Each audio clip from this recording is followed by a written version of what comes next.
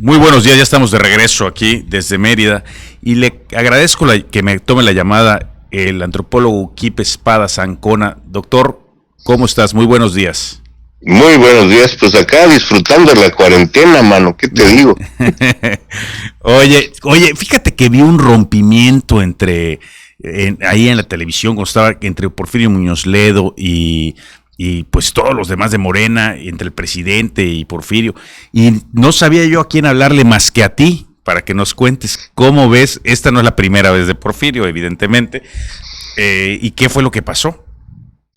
Bueno, mira, se ha estado repitiendo en los últimos días algunas noticias de cosas que pasaron hace meses. Porfirio declara que Morena salió de su corazón y cosas por el estilo. Esta declaración específicamente data de hace 3 meses y tiene que ver con la manera como se le impidió subir un tema a tribuna, discutir el asunto de la migración y del tratamiento que se le está dando a los migrantes por parte del gobierno mexicano en la frontera sur, que es algo que había denunciado previamente y que no le permitieron subir al pleno.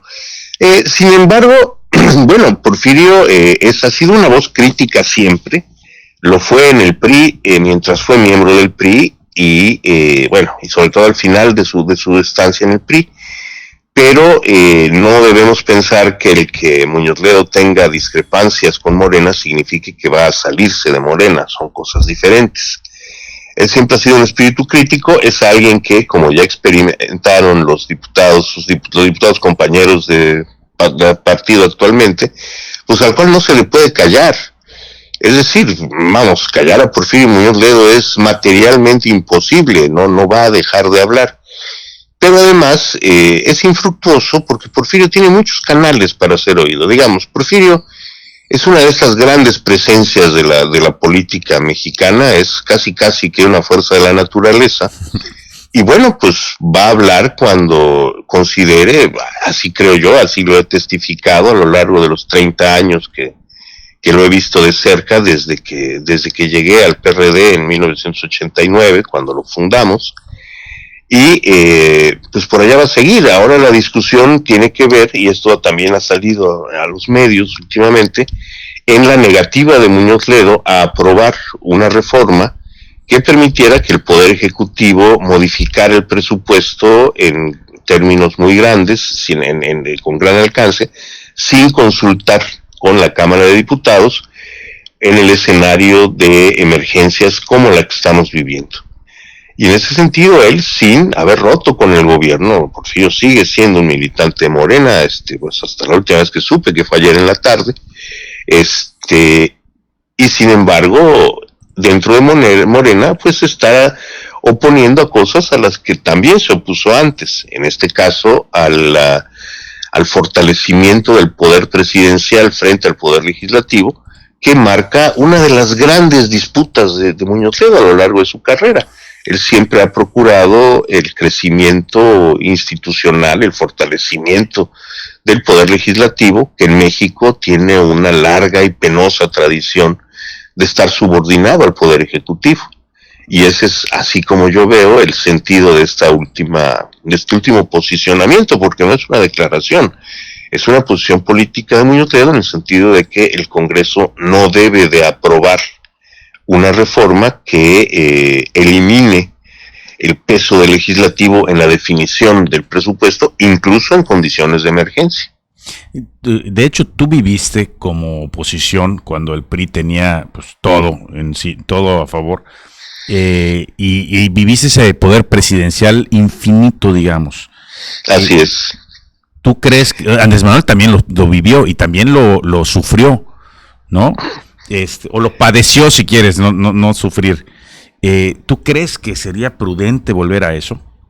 No, de ninguna manera. Mira, yo creo que en la visión de Andrés Manuel, esto tiene que ver con la calidad del presidente, es decir, no con el presidencialismo en sí. Yo tengo claro que en la concepción de Andrés Manuel el presidencialismo no es el problema, sino el problema es quién ocupa la silla presidencial. Yo discrepo profundamente, es decir, a mí efectivamente me tocó vivir, pues quizá la mayor parte de mi tiempo de militante político sí, sin duda, la mayor parte de mi tiempo de militante político, en un régimen de presidencia imperial, en el que las leyes... Sí, perdimos la llamada, la vamos a recuperar en un momento. Estamos con don Uquibe Espadas. Él realmente es un hombre que nos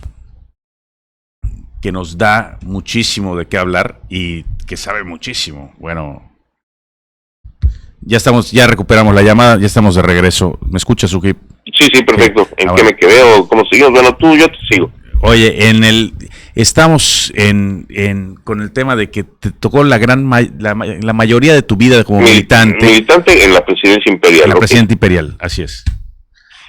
Una presidencia que era avasalladora, Uquib, avasalladora, ¿no? Bueno, una presidencia que no dejaba espacio a ningún otro poder de los que la Constitución prescribe deben existir para que una persona no concentre todo.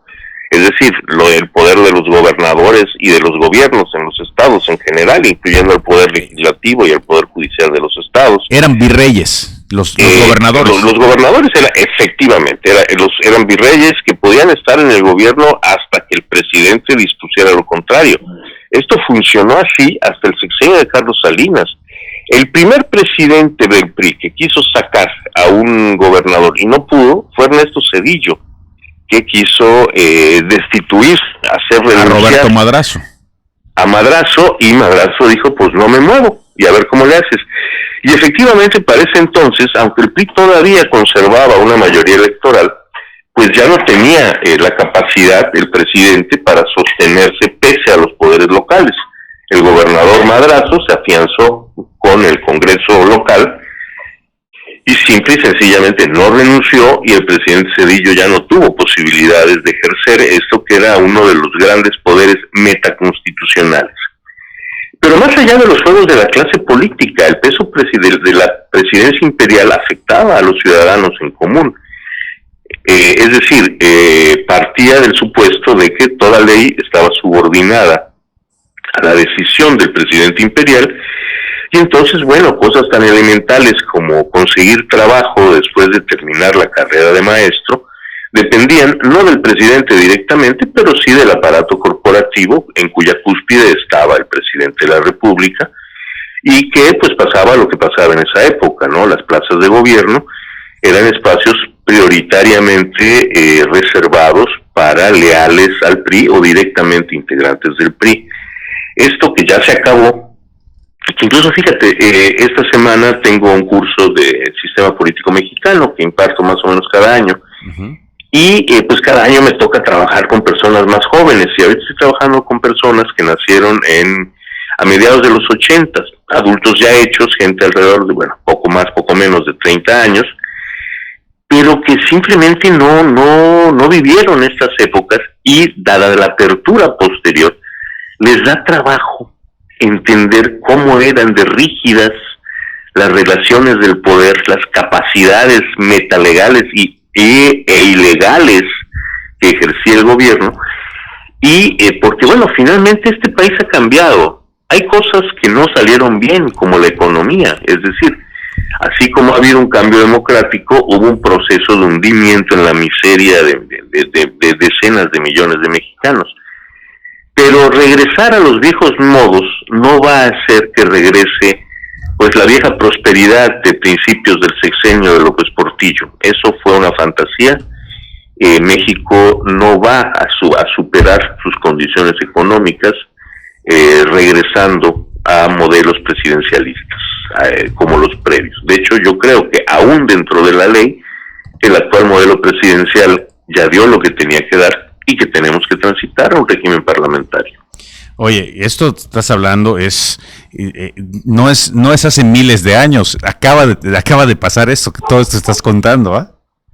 Pero pareciera que fuera hace 1000 años. Son procesos muy recientes, o sea, a ver, hace 20 años la llegada al poder de Vicente Fox, que para la mayoría de la población, que son los jóvenes, ya forma parte de la naturaleza de las elecciones, que un partido distinto al que gobierna gane. Uh-huh. Pero recordemos que para todos los viejos, esto marcó un momento en la historia que de jóvenes nos parecía increíble, es decir, que el PRI perdiera la elección de la presidencia de la República, pero no solo eso, sino que aceptara su derrota y entregar el gobierno en santa paz, era algo que para nosotros era inimaginable. Claro. Después de eso ya volvió a pasar cuando el PAN pierde y gana Peña Nieto, y cuando el PRI pierde y gana López Obrador. Esto es, el que distintos partidos ocupen los principales cargos de poder en el país, incluyendo la presidencia de la República, es algo que ya forma parte de nuestra normalidad, y que no lo era. Claro. Bueno, pues de verdad que cambia el mundo en un abrir y cerrar de ojos, y esto que nos está pasando, lo que estamos viviendo, lo que platicamos al principio, que estás encerrado en tu casa y yo estoy aquí y estamos a través de los micrófonos escuchándonos y platicando de esto, pareciera que fuera realmente de la edad de piedra, ¿no? Bueno, imagínate lo que va a pasar ahora, que esta crisis sanitaria, con la consecuente crisis económica y política, va a volver a cambiar al mundo, pero ahora no va a ser a través de un proceso como fue la transición democrática de 2 décadas, sino que va a ser un proceso de 2 años, es decir, vamos a despertar a otro México, y el México en el que vamos a estar, el mundo en el que vamos a estar instalados dentro de 2 años, va a ser un mundo que se va a parecer muy poco a la vida diaria que teníamos antes de esta enfermedad. Son cosas que todavía nos toca por descubrir, es decir, intuimos que lo que viene es muy diferente, pero ¿cómo es? Todavía no lo sabemos. Todavía no sabemos, así es. Oye, pues te agradezco mucho, Kip, que nos hayas recibido la llamada. Si me permites que te vuelva a llamar la próxima semana. No, con muchísimo gusto, Rodrigo. Ya sabes, siempre es un placer estar contigo y con tu auditorio. Estamos pendientes. Él es Kip Espadas y le agradezco mucho al doctor que me haya recibido la llamada. Nos vamos a un corte comercial y volvemos aquí desde Mérida.